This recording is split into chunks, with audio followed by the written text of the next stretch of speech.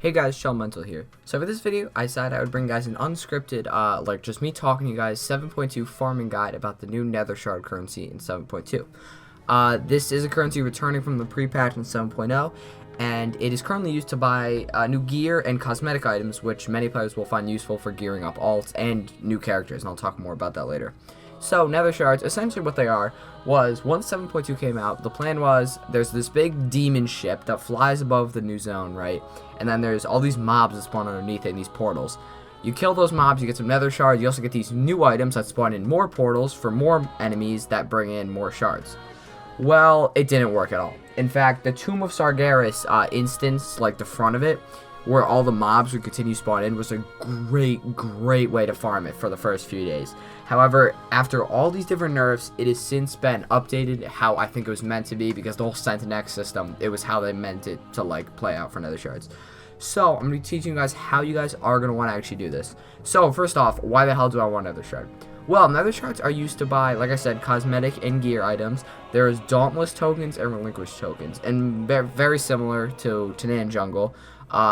They're gear tokens, obviously. So Dauntless only costs 400 nether shards, which is like nothing, and it drops 850 gear. So if you guys have an alt you need to gear up, you can get up to 850 in literally minutes. Like it's very easy to gear up an alt, excuse me, in this patch. Whereas Relinquished tokens cost 5,000 and drop 880 and above. 850, as I should mention, as for Dauntless. They can Warforge, both of them can, or Titanforge, whatever it's called. And, yeah, so Relinquished drops 880 plus and has a chance of a legendary. I actually got a legendary from it, which was... No, I didn't get it from it. Sorry, I got it from a mob after. But it can drop legendaries, whereas Dauntless, I don't believe they can. If they do, it's a small drop chance. Don't rely on it at all. So, there are two main ways you can do it, and one of these ways hasn't even been posted about since it just got put into the game Tuesday, at the time of recording this. So two main ways to get nether shards is from the Sentinax or doing invasions. Now, I'll talk about the invasions first, just because the Sentinax is a little more in-depth. So invasions, I don't really have any gameplay for this. You guys are probably just going to watch me farm this. Invasions occur in each zone, and it's basically you do 4 world quests, you kill a couple mobs, you kill a boss, and then you go up onto a demon ship and you kill another boss.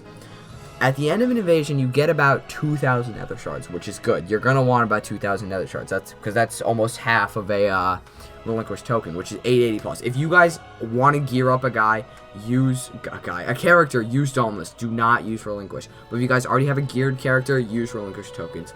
For example, yesterday with the legendary I got, and also with one of the Relinquished tokens, I went from 860 to 871 in under an hour, which is just insane. So the gearing system is really easy right now. So invasions, basically, they take about 2,000. They take under 30 minutes to do. I would say probably around 20 minutes to complete a full invasion. They're kind of repetitive, but it's not bad at all. Whereas the Sentinax is a little bit different. The Sentinax is, as I mentioned, there's a big demon ship. You guys will see it right now as the gameplay is playing in the background. And then there's all these little portals that spawn underneath it. Mobs spawn from these portals, or ads, whatever you want to call it, and you're going to want to tag every single thing you see. My recommendation, would be going in a 1-1-3 group, which is 1 tank, 1 healer, 3 DPS, much like a dungeon. And I would recommend having 2 ranged, maybe 1 melee, because tagging all the mobs essentially means, alright, I'm going to tag this one and this one, this one. I play a paladin, so I'm tagging mobs as a complete, like, cluster, bad word. It's not good. That's what I'm trying to say. It's not good tagging mobs as paladin, but a hunter would be really good at this, a mage, anything that can tag the whole entire area and bring it back to your group.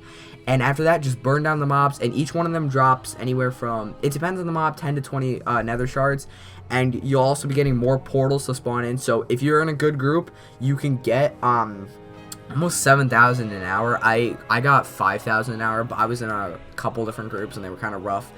And yeah, if you get a good portal and you just keep staying there and grinding, you can get a lot of nether shards from the Sentinax. It is very repetitive though, so I should point out, watch Netflix or something in the background. However, the only thing that's bad about this is the Demon Lieutenants. So the Demon Lieutenants is one of the drops, unlike the portal items that you get. There is an item which spawns in a Demon Lieutenant, which sounds great because you think, oh, it's a big boss, so drop me a ton of nether shards. Well, it only gives you about 200 to 400 per boss, right? And you'd be getting more than that in that time anyways while you're fighting the boss. So tag the boss and just keep fighting on if someone spawns it in, but never spawn in the boss always keep staying on your portals. So after it dies, the real problem here is the Sentinax stopped charging for 5 whole minutes. So that's 5 minutes of downtime. You can't even do anything. Where in those 5 minutes, you could have probably made another 500 Nethershards. Like, you guys are missing out on a ton of Nethershards if you guys spawn in the Leuitenants. Someone's always going to at some point. Like, there's no way around that. People are going to be jerks. People are going to be trolls. Some people are just plain stupid. But don't worry if someone does spawn in the Lieutenant. It's just brush it off, whatever. Kill the tag the boss and just keep killing all the ads, because you guys are gonna want as much Nethershards as possible from the ads. So yeah, that is the basics of the new Nethershards. As I mentioned, this is a great way of gearing up your characters. At the same time, it is kind of a grindy patch, I'm not even gonna lie. I got my first legendary yesterday, that was pretty exciting. And I'm currently working on getting on a raid, in case anyone was interested. Probably getting in a raiding guild, so I can raid on the weekends or during the week. So yeah, that is about all for this video. I hope you guys enjoyed. If you guys do have any questions about Nethershards, please let me know in the comment section down below. I'm always reading all the comments, replying to all of them. I'll let you guys know if you guys have any questions about it. If you guys just want to talk to me, say, hey, great video. Hey, kill yourself. Go ahead and leave that. No, don't leave that. But I hope you guys enjoyed. I will see you all in the next one, and peace out.